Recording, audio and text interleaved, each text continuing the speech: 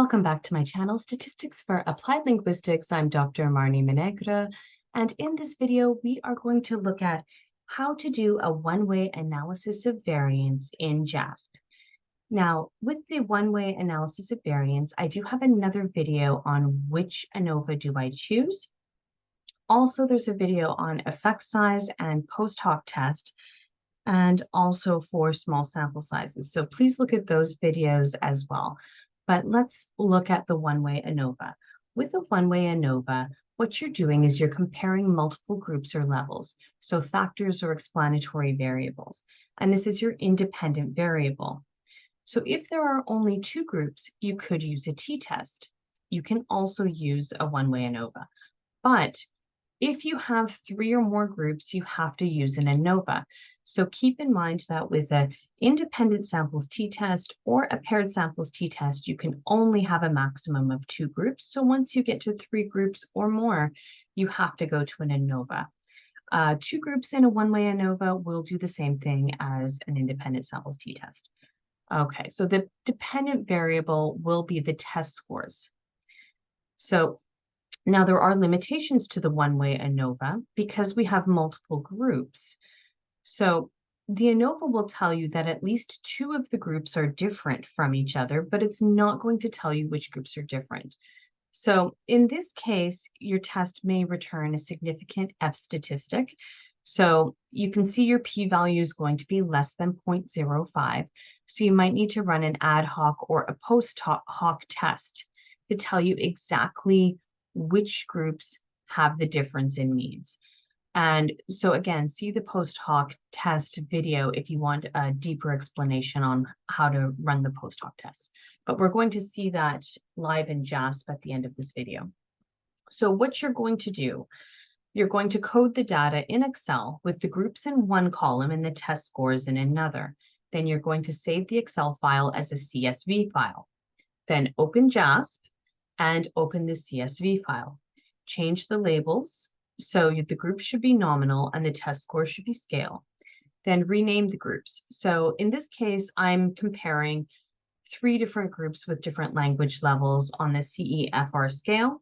So one language level, A1.1, A1.2, A2.1. Then you would go to ANOVA and click on ANOVA. And then enter the test scores in the dependent variable box and the language levels in the fixed factor box.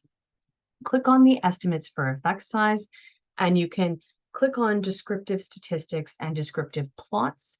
The word plots was cut off at the end of this slide, my apologies. But then you're going to look at the post-hoc test. So the post-hoc test is going to tell us, because we have three groups here, if the interaction effect is between all three groups or if it is just merely between two of the groups. So here you can see the Excel file. I've got language levels in one column and test scores in the other. I'm going to save this as a CSV file.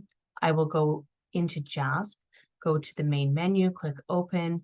If this file is on desktop, we'll go to desktop, open up the one-way ANOVA.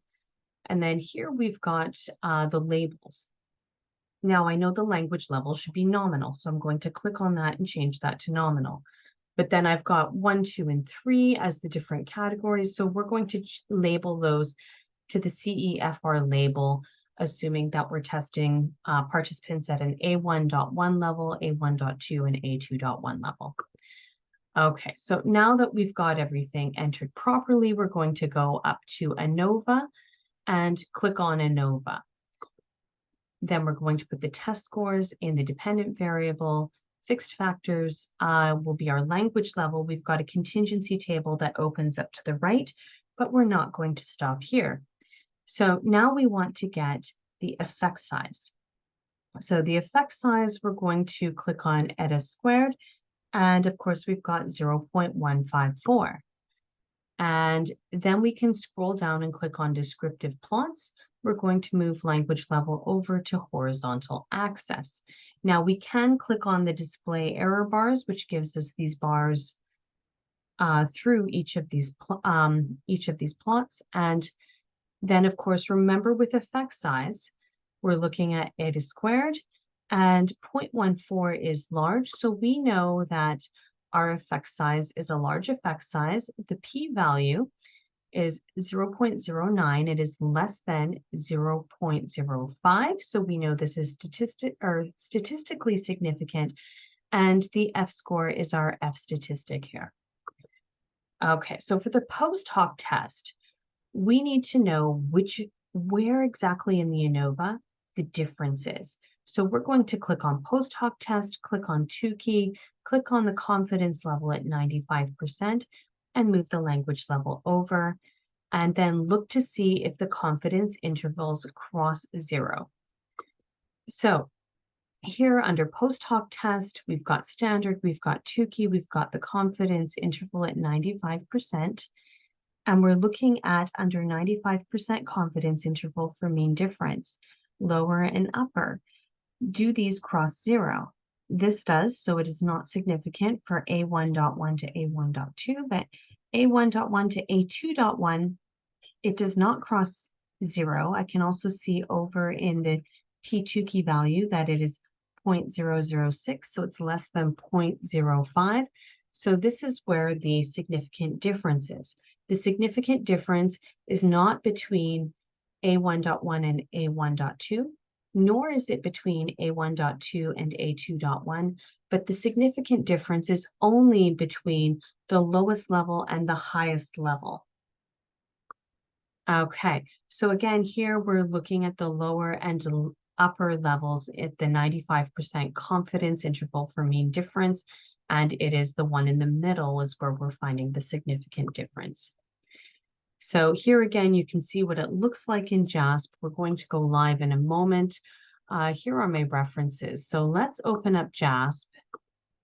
And when I open up JASP, I'm going to go to the main menu, click on Open, go to Computer, and I've got this file under Research Methods example data, and we're going to click on one-way ANOVA.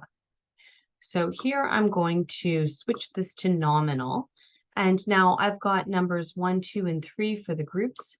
I want to change that. So let's come in here and we're going to change this to A1.1,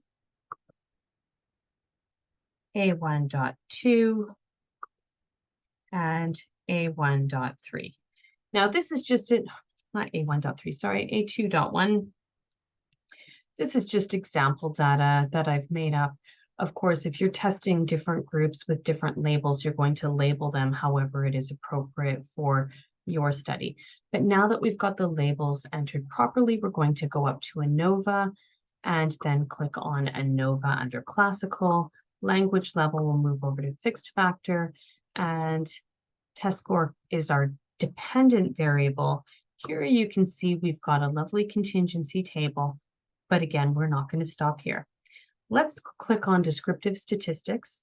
Now I will do another video on how to do the write-up for an ANOVA. For the write-up for the t-test, you need to know the mean and standard deviation. You don't need to know that for the ANOVA, but I've clicked on this anyways. And then of course, we're going to get the effect size, which is eta squared, and eta squared is 0.154. We know that this is a large effect size and the p-value is less than 0.05. So we know that this is significant. But of course, we're not going to stop here because we also need to know where exactly we've got 3 groups. Where is the interaction effect significant? So we're going to take the language level and move that over. And then we want the confidence intervals at 95%. So down here, you can see exactly what we saw before, where A1.1 to A2.1, this is where the significant difference is. So the group in the middle, A1.2, is not significantly different from A1.1 or A2.1. Only the highest and lowest group in this study, the A1.1 and A2.1, are significantly different. Now we can also click on descriptive plots. And with the descriptive plots, we're just going to move the language level over.